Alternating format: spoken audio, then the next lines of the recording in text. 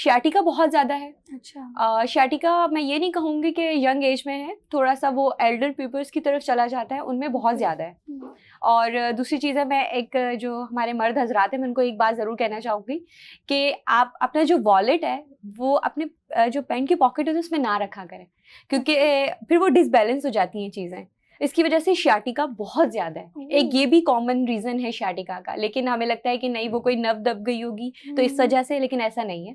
ये एक आपके वॉलेट की वजह से भी होता है। अच्छा। तो और जो ज़्यादातर हमारे पास लड़के आते हैं मेरे पास कि भाई हमें जो है ना कमर में दर्द हो रहा है, लेकिन वो कमर का दर्द नहीं होता, वो उनको हिप बोन पेन होता है। और उनका फिर जब मैं उनसे पूछती हूँ, उनकी हिस्ट्री लेती हूँ कि भैया आप मुझे बताएं आप क्या करते हैं, अगर आप ड्राइव करते हो, हत्या कि आप बाइक चला रहे हो तो कितनी देर चलाते हो या क्या चीज़ें करते हो, तो फिर वो मुझे बताते हैं कि ये फिर उन पे एक डायग्नोज मेरा बनता है कि हाँ इस वजह से भी हो सकता है।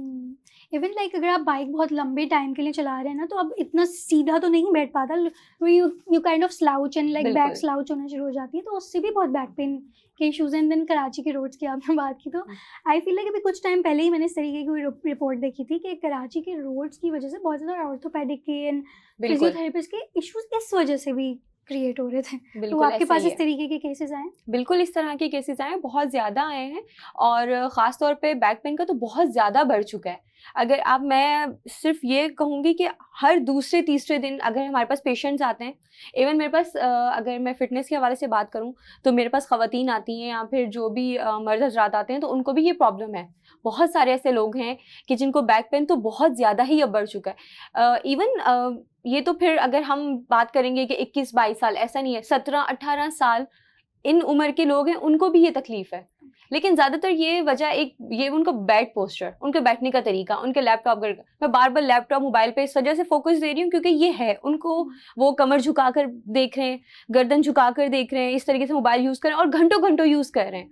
इवन अगर वो बेड पर भी लेटे हुए हैं तो बिल्कुल ही बैक उनकी टिल्ट है और वो मोबाइल यूज़ कर रहे हैं, और इस वजह से उनको सर्वाइकल इश्यूज़ बहुत ज़्यादा हैं।